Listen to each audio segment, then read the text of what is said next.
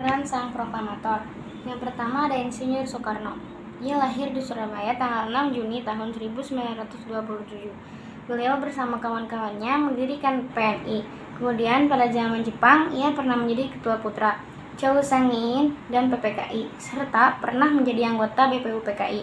Beliau adalah seorang yang telah menyampaikan sebuah pidato singkat yang berisi pernyataan bahwa Indonesia sudah merdeka sebelum jagung berbunga, yang menjadi semakin membakar semangat rakyat Indonesia, serta yang merumuskan dan menuliskannya, bahkan diberi kepercayaan untuk menandatangani teks proklamasi kemerdekaan bersama Hatta dan Ahmad Subarjo.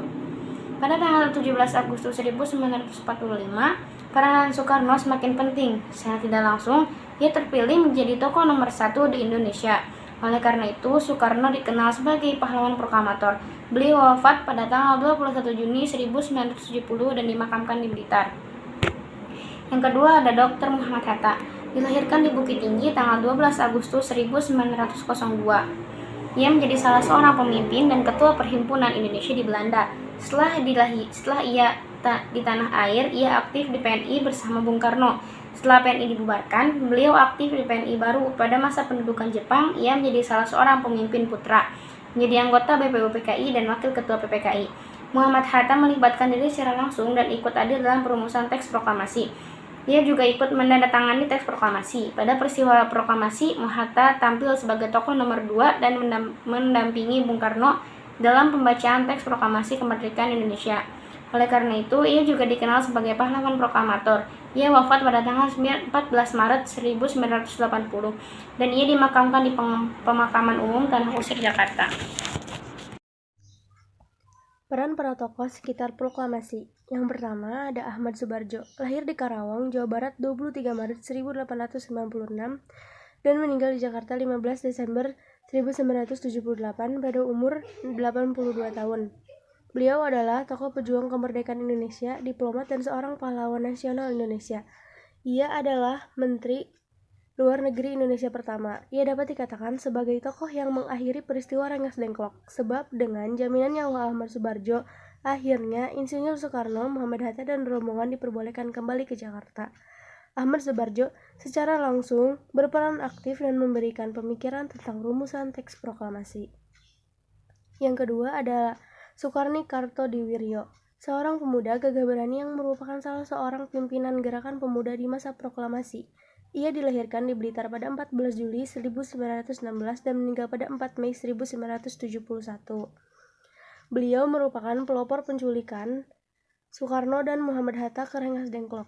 Ia juga tokoh yang mengusulkan agar teks proklamasi ditandatangani oleh Soekarno dan Muhammad Hatta atas nama bangsa Indonesia, serta memimpin pertemuan untuk membahas strategi teks proklamasi dan berita tentang proklamasi. Ia dikenal sebagai aktivis yang pantang berkompromi. Sejak kecil, ia sudah sangat membenci penjajah Belanda. Lalu yang ketiga ada Sayuti Melik, dikenal sebagai pengetik naskah proklamasi kemerdekaan Indonesia. Ia dikenal aktif dalam bidang jurnalistik dan politik. Muhammad Ibnu Sayuti ini dilahirkan di Kadisobo, Rejodani, Sleman, Yogyakarta pada 25 November 1908. Ia meninggal di Jakarta pada 2 Maret 1989. Lalu yang keempat ada Burhanuddin Muhammad Diah, lahir di Kutaraja yang kini dikenal sebagai Banda Aceh, 7 April 1917 dan meninggal di Jakarta 10 Juni 1996 pada umur 79 tahun. Beliau adalah seorang tokoh pers, pejuang kemerdekaan Indonesia, diplomat, dan pengusaha Indonesia. Lalu ada Raden Mas Abdul Latif Hendraningrat, lahir di Jakarta 15 Februari 1911 dan meninggal di Jakarta 14 Maret 1983 pada umur 72 tahun, yang merupakan seorang komandan peta berpangkat Sudanko atau komandan kompi dan juga pengerek bendera Sang Saka Merah Putih didampingi oleh Suhud Sastrokusumo. Saat proklamasi, ia merupakan salah satu tokoh yang cukup sibuk. Ia menjemput beberapa tokoh penting untuk hadir di Pegangsaan Timur nomor 56. Lalu ada Suhud Sastrokusumo. Beliau adalah salah seorang pengibar bendera pusaka saat proklamasi kemerdekaan Indonesia pada tanggal 17 Agustus 1945. Tepatnya sebagai pendamping Latif Hendraningrat. G. Suwiryo, Lahir di Wonogiri, Jawa Tengah, 17 Februari 1903 dan meninggal di Jakarta 27 Agustus 1967 pada umur 64 tahun. Ia adalah seorang tokoh pergerakan Indonesia. Ia pernah menjadi wali kota Jakarta dan ketua umum PNI. Ia juga pernah menjadi wakil perdana menteri pada kabinet Sukiman Suwiryo. Dr.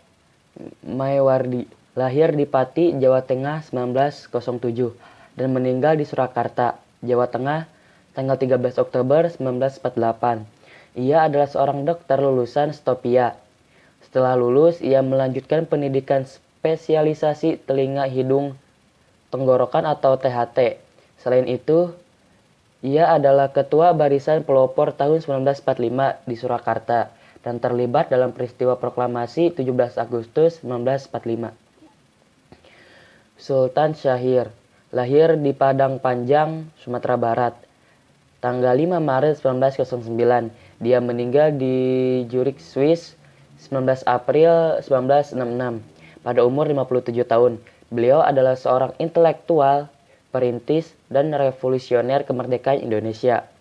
Setelah Indonesia merdeka, ia menjadi politikus dan Perdana Menteri pertama Indonesia.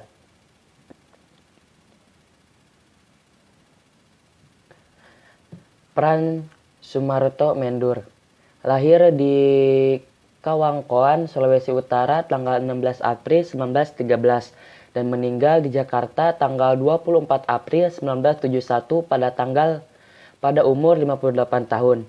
Ia adalah salah satu dari para fotografer yang mengabdikan detik-detik proklamasi kemerdekaan Republik Indonesia tanggal 17 Agustus 1945.